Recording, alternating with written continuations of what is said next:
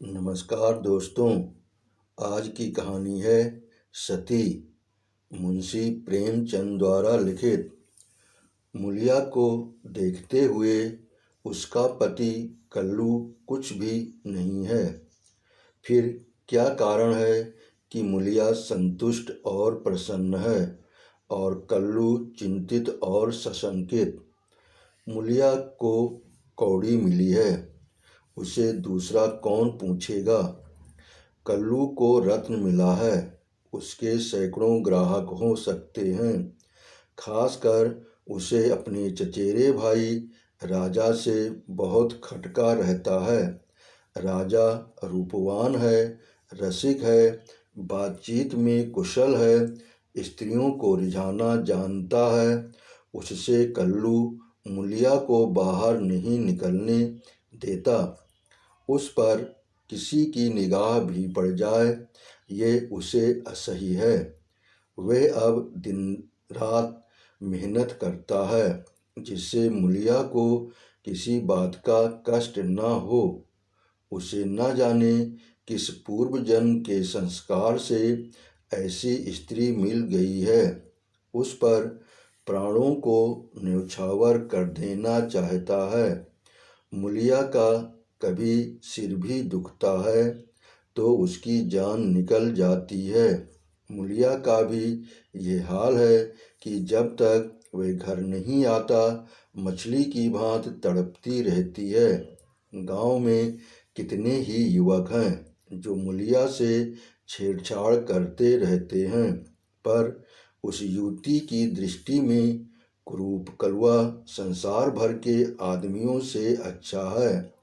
एक दिन राजा ने कहा, भाभी, भैया तुम्हारे जोग ना थे। मुलिया बोली, भाग में तो वह लिखे थे, तुम किसे मिलते, तुम कैसे मिलते। राजा ने मन में समझा, बस अब मार लिया। बोला, विधि ने यही तो भूल की। मुलिया मुस्कुराकर बोली, अपनी भूल तो वही सुधारेगा। राजा निहाल हो गया। तीज के दिन कल्लू मुलिया के लिए लट्ठे की साड़ी लाया। चाहता तो था कोई अच्छी साड़ी ले, पर रुपये न थे और बजाज ने उधार न माना। राजा भी उसी दिन अपने भाग्य की परीक्षा करना चाहता था। एक सुंदर चुनरी लाकर मुलिया को भेंट की। मुलिया ने कहा, मेरे लिए तो साड़ी आ गई है। राजा बोला, मैंने देखी है, तभी तो मैं इसे लाया। तुम्हारे लायक नहीं है। भैया को किफायत भी सूझती है, तो ऐसी बातों में। मुलिया कटाक्ष करके बोली, तुम समझा क्यों नहीं देते। राजा पर एक कुल्हड़ का नशा चढ़ गया। बोला, बूढ़ा तोता नहीं पढ़ता है। मुलिया, मुझे तो लट्ठे की साड़ी ही पसंद है। राजा, जरा ये चुनरी पहनकर देखो, कैसी खिलती है। मुलिया, जो लट्ठा पहनकर खुश होता है वो चुनरी पहन लेने से खुश ना होगा। उसे चुनरी पसंद होती तो चुनरी ही लाते। राजा, उन्हें दिखाने का काम नहीं है। मुलिया विस्मय से बोली, मैं क्या उनसे बिना पूछे ले लूँगी। राजा, इसमें पूछने की कौन सी बात है। जब वह काम पर चला जाए पहन लेना, मैं भी देख लूँगा। मुलिया ठट्ठा मारकर हंसती हुई बोली, यह ना होगा देवर जी, कहीं देख लें तो मेरी सामत ही आ जाए। इसे तुम लिए जाओ। राजा ने आग्रह करके कहा, इसे न लोगी भाभी तो मैं जहर खा के सो रहूँगा। मुलिया ने साड़ी उठाकर आले पर रख दी और बोली, अच्छा लो, अब तो खुश हुए। राजा ने उंगली पकड़ी, अभी तो भैया नहीं है, जरा पहन लो। मुलिया ने अंदर जाकर चुनरी पहन ली और फूल की तरह महकती दमकती बाहर आई। राजा ने पहुँचा, पकड़ने को हाथ फैलाया, बोला, ऐसा जी चाहता है कि तुम्हें लेकर भाग जाऊं। मुलिया उसी विनोद भाव से बोली, जानते हो तुम्हारे भैया का क्या हाल होगा। ये कहते हुए उसने किवाड़ बंद कर लिए। राजा को ऐसा मालूम हुआ कि थाली परोस कर उसके सामने से उठा ली गई। मुलिया का मन बार बार करता था कि चुनरी कल्लू को दिखा दे, पर नतीजा सोचकर रह जाती थी। उसने चुनरी रख क्यों ली? उसे अपने ऊपर क्रोध आ रहा था, लेकिन राजा को कितना दुख होता।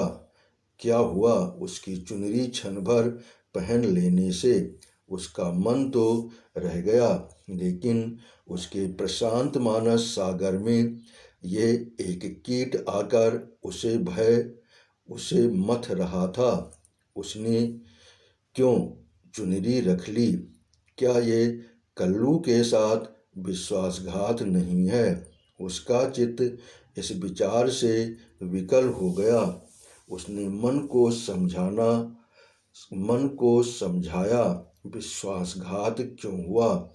इसमें विश्वासघात की क्या बात है? कौन वे राजा से कुछ बोली?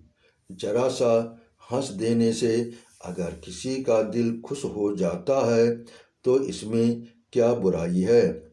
कल्लू ने पूछा, आज रज्जू क्या करने आया था? मुलिया की देह थर-थर कांपने लगी। बहाना कर गई, तम्बाकू मांगने आए थे। कल्लू ने भवें सिकोड़ कर कहा, उसे अंदर मत आने दिया करो, अच्छा आदमी नहीं है। मुलिया, मैंने कह दिया तम्बाकू नहीं है तो चले गए। कल्लू ने अब की तेजस्विता के साथ कहा, क्यों झूठ बोलती है? वह तम्बाकू मांगने नहीं आया था। मुलिया, तो और यहाँ क्या करने आते? कल्लू, चाहे जिस काम से आया हो, तम्बाकू मांगने नहीं आया। वह जानता था मेरे घर में तम्बाकू नहीं है। मैं तम्बाकू के लिए उसके घर गया था। मुलिया की देह तो काटो तो खून नहीं, चेहरे का रंग उड़ गया। सिर झुकाकर बोली, मैं किसी के मन का हाल क्या जानूं। आज तीज का रथ जगा था। मुलिया पूजा का सामान कर रही थी, पर इस तरह जैसे मन में जरा भी उत्साह, जरा भी श्रद्धा नहीं है। उसे ऐसा मालूम हो रहा है उसके मुख में कालिमा पुत गई है और अब वह कल्लू की आंखों से गिर गई है। उसे अपना जीवन निराधार सा जान पड़ता था। सोचने लगी, भगवान ने मुझे यह रूप क्यों दिया? यह रूप न होता तो राजा क्यों मेरे पीछे पड़ता और क्यों आज मेरी यह गत होती? मैं काली कुरूप रहकर इससे कहीं सुखी रहती, तब तो मन इतना चंचल न होता। जिन्हें रूप की कमाई खानी हो वो रूप पर फूले। यहाँ तो इसने मटिया मेट कर दिया। न जाने कब इसे झपकी आ गई तो देखती है कल्लू मर गया है और राजा घर में घुसकर उसे पकड़ना चाहता है। उसी दम एक वृद्धा स्त्री न जाने किधर से आकर उसे अपनी गोद में ले लेती है और कहती है, तूने कल्लू को क्यों मार डाला? मुलिया रोकर कहती है, माता, मैंने उन्हें नहीं मारा।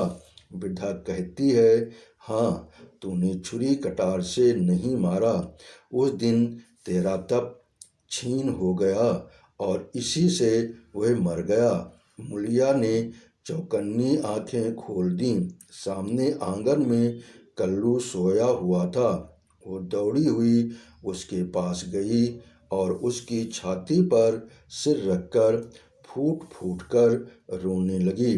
कल्लू ने घबराकर पूछा, कौन है? मूलिया, क्यों रोती हो? क्या डर लग रहा है? मैं तो जाग ही रहा हूँ। मूलिया ने ससकते हुए कहा, मुझसे आज एक अपराध हुआ है, उसे क्षमा कर दो। कल्लू उठ बैठा। क्या बात है? कहो तो, रोती क्यों हो? मूलिया, राजा तम्बाकू मांगने नहीं आया था, मैंने तुमसे झूठ कहा था। कल्लू हंसकर बोला, वो तो मैं पहले ही समझ गया था।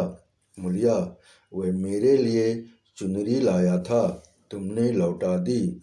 मूलिया कांपती हुई बोली, मैंने ले ली, कहते थे मैं जहर माहूर खा लूँगा। कल्लू निर्जीव की भांति खाट पर गिर पड़ा और बोला, तू रूप मेरे तो रूप मेरे बस का नहीं है। देव ने कुरूप बना दिया तो सुंदर कैसे बन जाऊं? कल्लू ने अगर मूलिया को खौलते हुए तेल में डाल दिया होता तो भी उसे इतनी पीड़ा न होती। कल्लू उस दिन से कुछ खोया खोया सा रहने लगा। जीवन में न वह उत्साह रहा, न वह आनंद। हंसना बोलना भूल सा गया। मूलिया ने उसके साथ जितना विश्वासघात किया था उससे कहीं ज़्यादा उसने समझ लिया और ये भ्रम उसके हृदय में केवड़े के समान चिपट गया। वे घर अब उसके लिए केवल लेटने बैठने का स्थान था और मूलिया केवल भोजन बना देने वाली मशीन। आनंद के लिए वह कभी कभी ताड़ी खाने चला जाता या चरस के दम लगाता। मूलिया उसकी दशा देख देख कर अंदर ही अंदर कुढ़ती थी। वह उस बात को उसके दिल से निकाल देना चाहती थी, इसीलिए उसकी सेवा और मन लगा कर करती, उसे प्रसन्न करने के लिए बार बार प्रयत्न करती, पर वे जितना ही उसको खींचने की चेष्टा करती थी उतना ही वह उससे विचलता था, जैसे कोई कटिए में फंसी हुई मछली हो।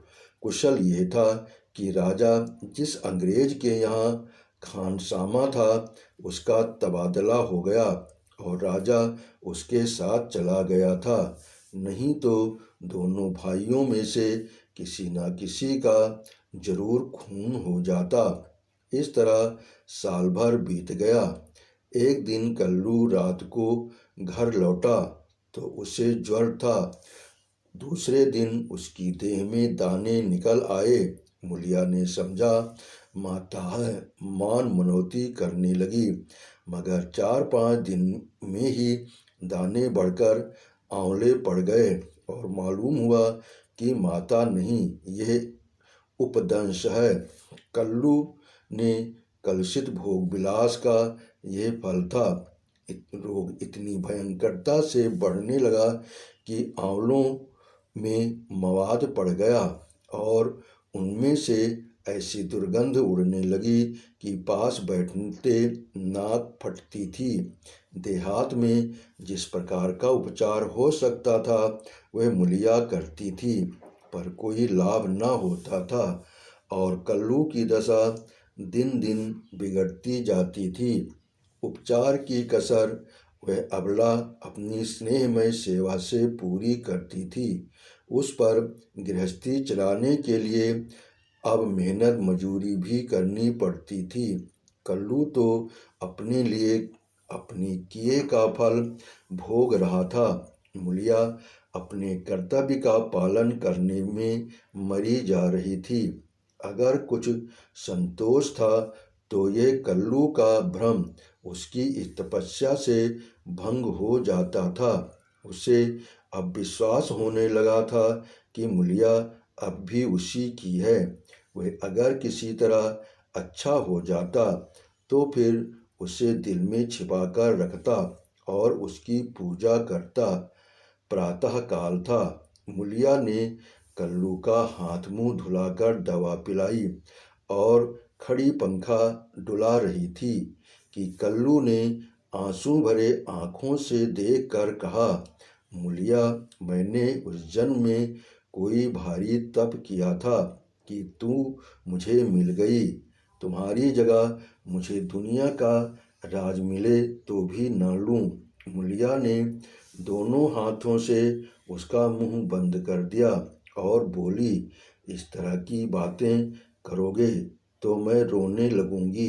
मेरे धन्य भाग कि तुम जैसा स्वामी मिला। ये कहते हुए उसने दोनों हाथ पति के गले में डाल दिए और लिपट गई। फिर बोली, भगवान ने मुझे मेरे पापों का दंड दिया है। कल्लू ने उत्सुकता से पूछा, सच कह दो मूला, राजा और तुम में क्या मामला था?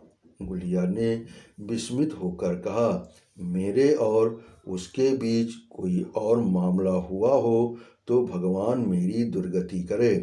उसने मुझे चुनरी दी थी, वो मैंने ले ली थी, फिर मैंने उसे आग में जला दिया, तब से मैं उससे नहीं बोली। कल्लू ने ठंडी सांस खींचकर कहा, मैंने कुछ और ही समझ रखा था, न जाने मेरी मति कहाँ हर गई थी। तुम्हें पाप लगाकर मैं आप पाप में फंस गया और उसका फल भोग रहा हूँ। उसने रो रो कर अपने दुष्कृत्यों का पर्दा खोलना शुरू किया और मूलिया आंसू की लड़ियां बहाकर सुनने लगी। अगर पति की चिंता न होती तो उसने विष खा लिया होता।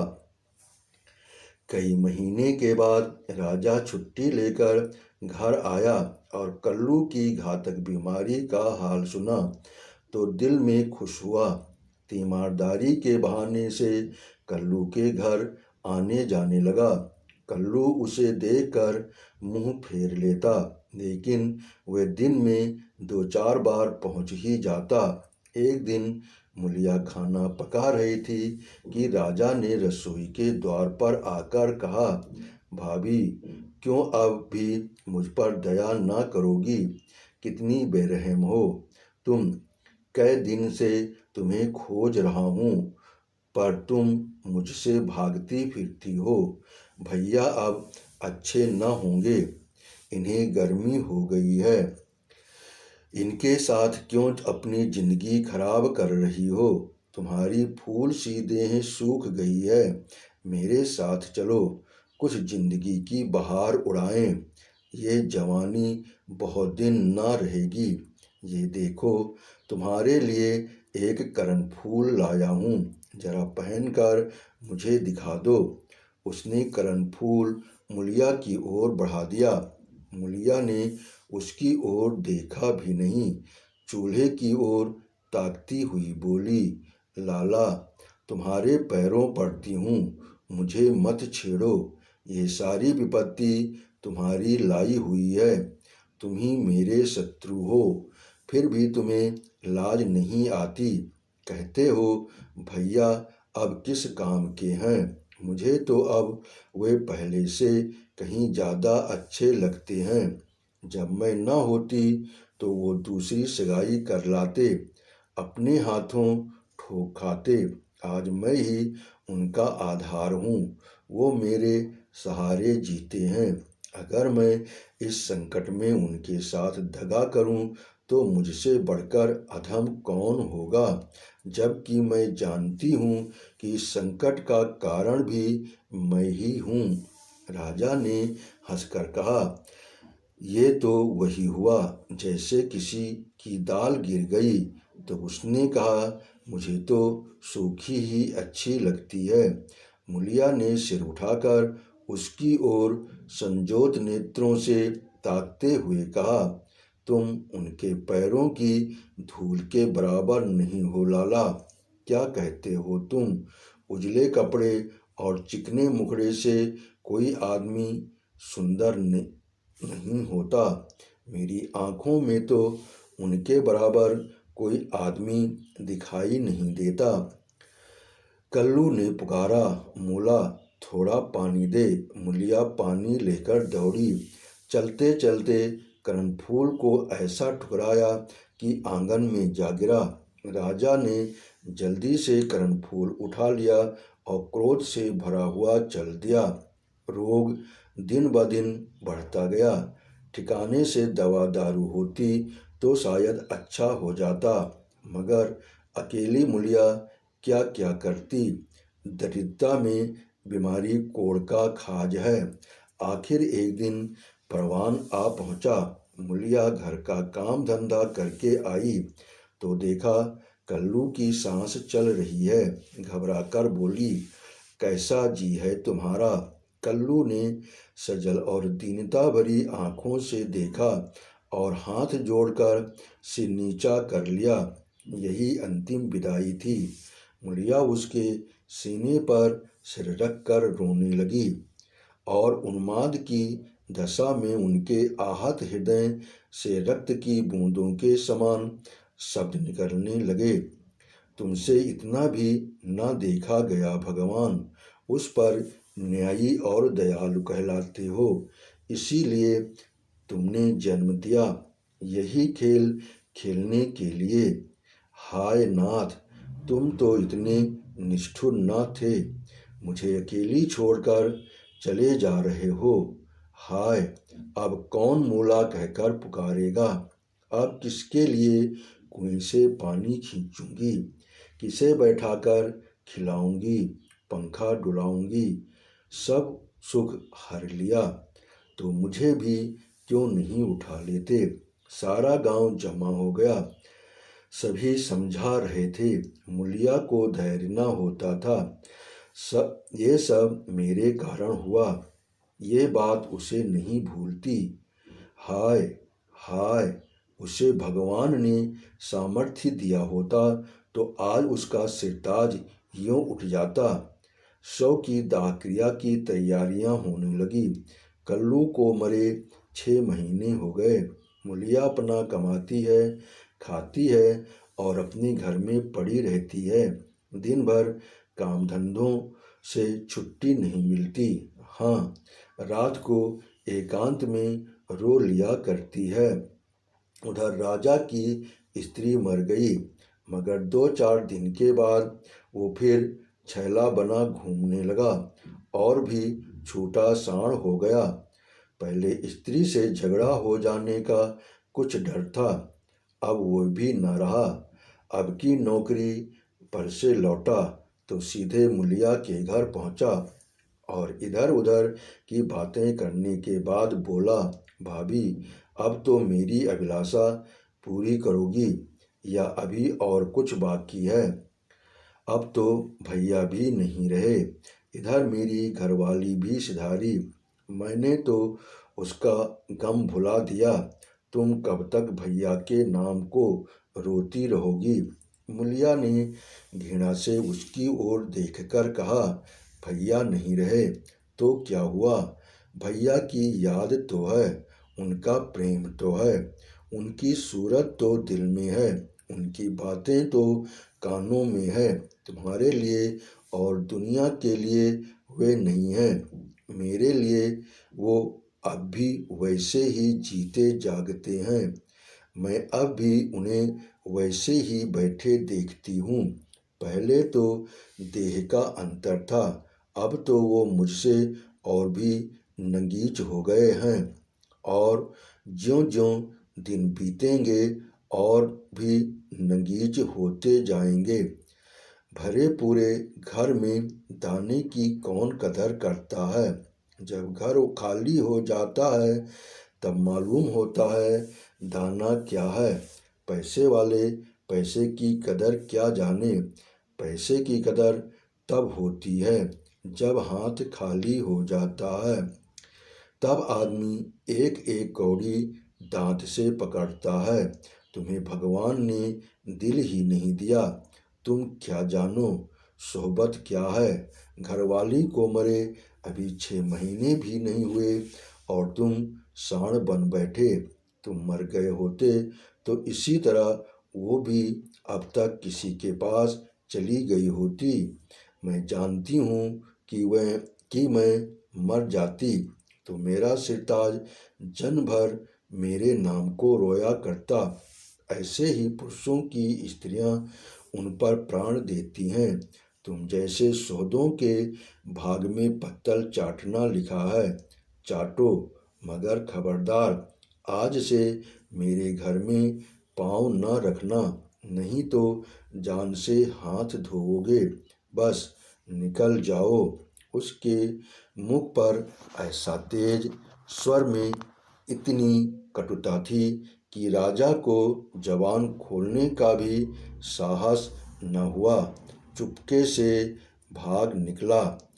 आपने कहानी सुनी, इसके लिए आपका बहुत बहुत धन्यवाद। आपने सब्सक्राइब किया, इसके लिए मैं दिल से आभारी हूँ।